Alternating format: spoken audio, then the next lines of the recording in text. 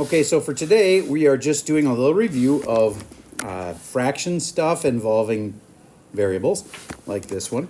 And we changed this to a times, but then we have to flip it over. And so we put this up on the top, and we're going to factor it into x plus 3 and x minus 3. And then on the bottom, the 1 is down there. We just basically flipped that thing over and factored it. Now, this cancels this. Remember, you always cancel identical things.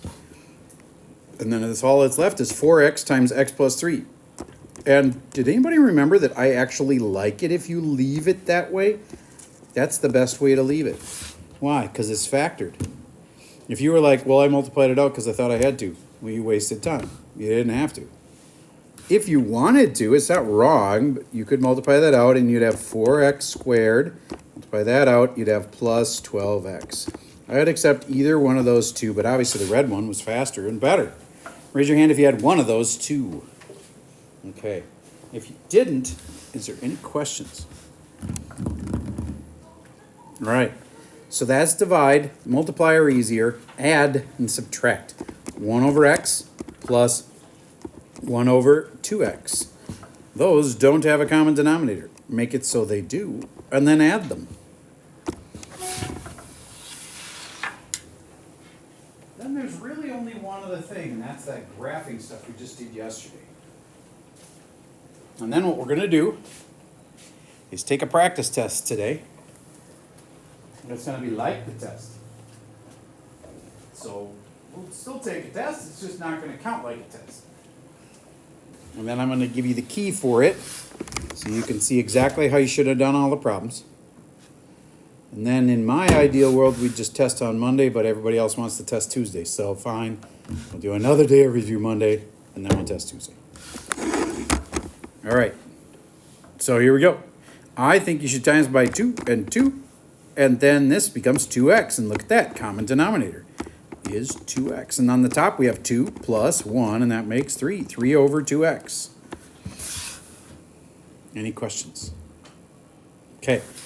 Then how about the new stuff? If you saw this, would you have known that it was the new parent graph, which looks like this, except shifted where? Is that left 7, right 7, up 7, or down 7? Up 7. Good. Now, if I wanted to find the new asymptotes, which were at 0 and 0, I'd need to remember that the vertical is the zertical, as in it's an x equals thing, x equals 0. And the horizontal is the horizontal,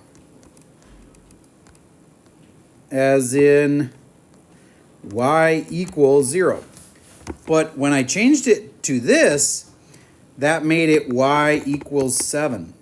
Remember how that makes an asymptote? That's the horizontal asymptote. And then whatever makes the bottom 0 is the vertical, or the zertical asymptote. So that's x equals 0. So which one of them changed? Well, that one did. It used to be 0 and 0. Now it's 0 and 7. So the one on the outside, that's the y. Okay, and then I taught you how to make the key points. Whatever makes the bottom 0, which is 0 in this case, is the asymptote. And I trained you to go one above it and one below it. And whether you argue with what's above and below, I don't care, as long as you go on either side of the 0. And then you stick in -1 in here, and then stick in +1. Would you please do that and figure out these two key points? So Taylor, what numbers are you sticking in? Maybe 1 and 1. Into where? X. Yes, into x. Good. And you're figuring out the y. And it says y equals, and then if you stick in -1, you would have put a -1 here, and you would have got -1 plus the 7 makes 6. Raise your hand if you had -1, 6. Awesome. And then +1 goes in there and you get 8. And those are the key perfect points. All the other points on here, there are more points. You could put in any numbers you want, like 2 or 3 or -2. It doesn't matter. And you could find a lot of points, but they're all going to be weird decimals. So if I was graphing this, I would look for the y equals 7 asymptote. That's like here. X equals 0 asymptote. That's like there. Ooh, look, the thing got moved up. And then I know it kind of looks like this. So what are the key points? That one, which is 1, 8. See? And this one, which is -1, 6. And that would have been a good answer on a test for that question. Okay? Now let's practice it. I'm giving you a practice test for those that are taking this class at home because you're sick or whatever today. By the time you look, there will be a PDF of this worksheet we're about to do in class. It'll be up there so you can do it too. And then there'll be an answer key, and everybody will take a picture of it and Dropbox it when we are done. Actually, for you guys, I'll have you take it and then grade it.